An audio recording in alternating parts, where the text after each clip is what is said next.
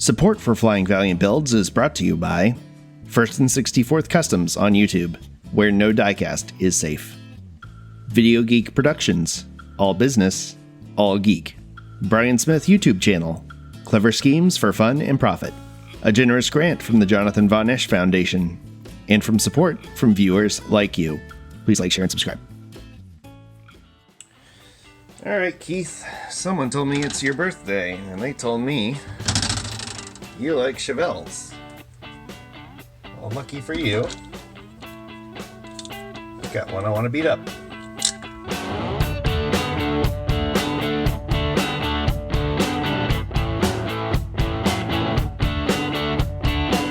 Hey there, folks. Chuck here.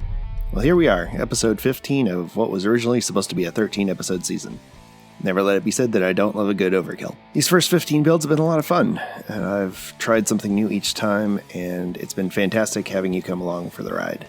So to close out Season 1, I thought I'd participate in one last challenge that shows how truly great this diecast community can be. Keith over at Outlaw Speed Shop is a true hot rodder in every sense of the word. He's worked on a lot of big cars, and that experience shows in the detail he puts into his custom builds. I'm still pretty new to the custom diecast scene, but it's obvious the effect his builds and videos have on the community. When Brian over at Diecast Outkast mentioned to me that there was a group build project where folks were sending Keith a custom diecast as a birthday present, I jumped at the chance, completely ignoring my build calendar. So here we are again, 3 builds in 1 week. Well, happy birthday, Keith. Hopefully I get this out while it's still your birthday, and you should be getting the actual car in a day or two. Speaking of the car, this 1970 Chevelle SS is almost exactly the same as the 1970 Chevelle wagon I recently built. Well, the front part is anyway. I got a lot of deja vu building this car. I wanted to really try and capture the kind of barn find restorable car that might roll into a hot rod shop like Keith had for rebuilding.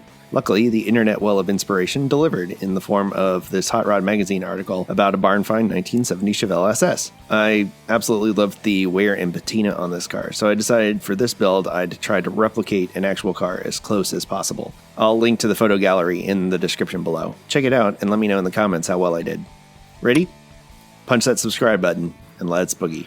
I do love a good matte finish car, and now that I'm looking at this after the fact, I probably would have been totally fine just doing all of this on top of the paint job that was already there, but where's the fun in that? So after a strip and wire wheel, it was time for some dent and rust texturing before hitting the paint booth for some sealer and some Vallejo light gray. I tried to keep a lot of the base colors on this car as light as possible. There's a whole lot of color theory that goes into using lighter colors for smaller scales, and that's probably a good article for me to write for my Patreon members, hint hint. So maybe I'll go into that process there, and we'll keep this video from being under an hour long. Because of that theory, I like using polyscale aged concrete when it comes to my chassis on weather cars. As someone who's worked on full-scale old cars, I know that more often than not, you're likely to find the chassis closer to tan than black on a real car. Of course, comparing my experience to Keith's is like comparing taking a CPR course to being a neurosurgeon, but I digress. Malto chrome pin for the bumpers. I did get a little on the grill, but it's not going to be staying chrome, because that's aluminum and it would weather completely different than the chrome steel on the bumpers. I almost forgot that the area below the bumper on these cars was a body killer valance panel, so I brushed that in. Then I added the Tester's clear red and amber to the lenses on the base parts.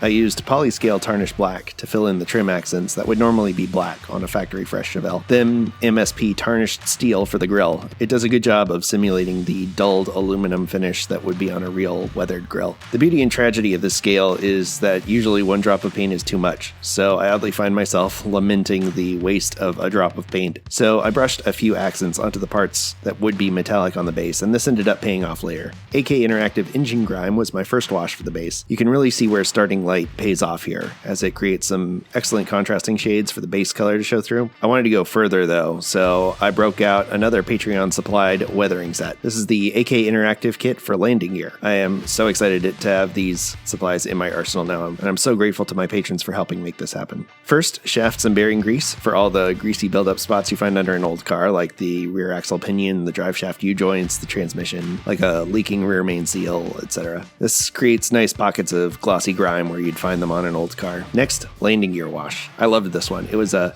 nice grimy black, and it is the perfect consistency for pin washing. I used it on the grille and the taillights, and it really helped them stand out. Finally, landing gear dust for all the areas around the wheels where the dirt and dust would cling to the tarry asphalt-like undercoating. I also did this on the frame rails since they tend to catch more dust. Then I realized I made a little blunder by not checking the tire clearance first, and the axle protecting rings that were on the base didn't really work for the more stock size wheels and tires that I picked up for the build. Fortunately, it was as simple as clip, file, and touch up. Also, skipping ahead a little to the body weathering, I used my AK interactive weathering pencils to weather that body color panel, but we'll get back to that in a minute. I also used the medium rust pencil and a boar's hair brush and a stippling brush to pit and rust the chrome bumpers. Finally, I applied the Tamiya weathering powders to add some rust highlights to the frame rails and exhaust pipes, and then put some pigment fixer on it to lock it all in. And that's where the metallic undercoating really paid off. I think it really did a good job of contrasting the exhaust pipes when I put the rust finish over it. These wheels were from YouTuber TK Diecast. Thank you, Travis. Not sure what brand they are, but as always, they get the Dremel weathering treatment on the treads. I wanted to keep the red lines, so I laid off the sides. Finally got some fume-free oven cleaner for chrome stripping, and I am pleased to report that the store brand version works just as great and saves you $1. There's a little money-saving tip for you next time you need to strip some chrome. Also, you don't feel your life force leaving your body when you spray it, unlike the yellow stuff. Ventilation is key. Railroad tie brown for the base on the wheels, and a dry brushed Citadel lead belcher for the highlights to get a simple weathered wheel. I hadn't used lead belcher yet, and I've been intrigued to try it. It was pretty good. I'm going to look forward to trying it on a few more builds and comparing it to the MSP metallics. Then it was a matter of trimming the axles to fit and pushing the wheels on, doing a final dust with the MIG General Dust. I'm really enjoying that wash. And then I had my handy pre-printed license plates to add to the chassis and finish that up. And it was off to the interior. The interior I kept pretty simple. I did clip off the steering wheel and add a 3D printed steering wheel. That really adds a lot to the detail on these cars. I didn't really realize how much until I put one in. I did the General Dust wash on the inside and a little highlighting with the Tamiya mud weathering powder to add some brown to the black interior. I really like how the dust gathered behind the back seat on this. It turned out really well. Used the Pledge floor polish to give it that initial glassy texture, and then some blue tack and a spraying of Vallejo's Ultra Matte to dull up the windows, and then I took the blue tack off and did a very light misting to get some speckling on the windshield. I found some stripes online and used those to scale down to make the Chevelle SS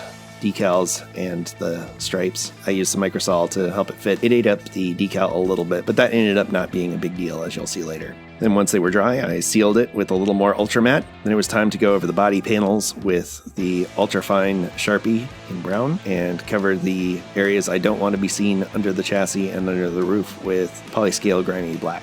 I didn't realize until getting into the build how much trim was on this car, that it had trim under the wheels and all around the windows, so it took a while to get the trim in, but it turned out okay. I used MSP's tarnished steel again on that to get a dull metallic finish. The original car had what looked like a replacement fender, and they had done some body work, some Bondo, and some primer on it, so I used a mix of oyster white and suede craft paints to get kind of a body filler look, and just kind of dabbed it on in places on the real car where it had filler or repairs done. Then it was time to bust out the AK Interactive weathering pencils, and this is where my friend the chipping color pencil, which is almost half the size of the other pencils now because I use it so much, came in handy. The original car had this really great rust on the top of the car, and definitely an out west car, the way the cars out there weather from the top down as opposed to East Coast cars that weather from the ground up. So I really wanted to capture that, and I used my boar's hair stippling brush and my big stippling brush that I recently picked up, and that will be part of an unboxing video later. That was a really cool haul of old model railroader parts from a friend of mine's father. Very grateful for that. And this one I chose to work in sections. I worked off of pictures of the car and just kind of did the roof first and then did the doors, and I wanted to stay away from the one panel because it had significantly less weathering on it. My lead in my pencil broke while I was working on it, and I didn't want to waste anything, so I'm going around it with the tip of the pencil that broke off. I also used earth brown and streaking dirt weathering pencils to add some grime underneath everything. You have to be careful using these that you don't reactivate the stuff that you've already put on. That is the double-edged sword of these weathering pencils, is that if you need to, it's very easy to put water on and reactivate the pigments, but if you're doing layers, it's also very easy to take off the layer that you've already put on, so you have to be very careful. I did some light and dark rust color penciling to add some weathering in, and then I went over the chipping medium with some light rust in certain areas to make different panels have little variance in texture. Again, trying to work panel by panel so each one weathers similarly but stands out from the panels around it. Once that was done, it was a matter of sealing it up and touching up the silver areas that had too much colored pencil go over them and adding a little bit of white to the headlights. It was time to put everything back together and do a final check, put on the Flying Valiant decal, and give it number 15.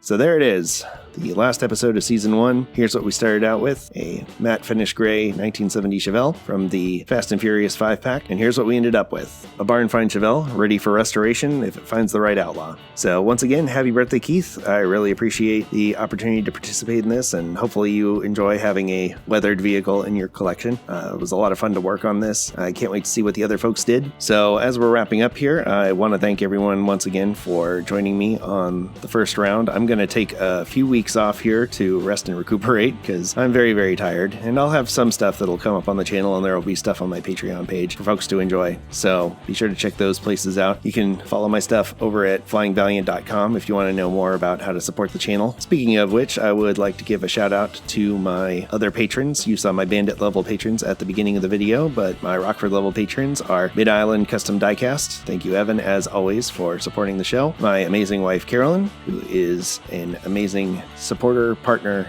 and friend, and is offering Zoom-based math tutoring. So if you know anyone with 6th to 12th grade math learning needs, hit me up and I will talk to you about how you can get a Zoom session with her. I'd also like to thank my Douglas level patrons, the Drew Rants and Raves podcast, Jordan Kleinen, and the Curtis Crafts YouTube channel. You can buy most of my builds, not this one, of course, because it's a gift. Or you can request one made for yourself by emailing me at flyingvaliant@gmail.com. And you can get more glamour shots and find out more about what I'm doing over on Instagram at flyingvaliant. And as I mentioned earlier, you can join the Flying Valiant racing team over at flyingvaliant.com and learn how you can start supporting at just $3 a month. And of course, as always, the cheapest and most effective way to continue supporting my channel is to like these videos, subscribe to the channel, and share them with your friends. I really am incredibly grateful to all the folks who have signed up and followed along. I'm pretty close to 500 subscribers at this point, so I've got to figure out something to do to thank all of y'all for 500 subscriptions once we get there. But yeah, I'm going to go take a nap now. So once again, I'd like to thank everyone for coming along with me for the ride. So until next time, stay fresh, cheese bags.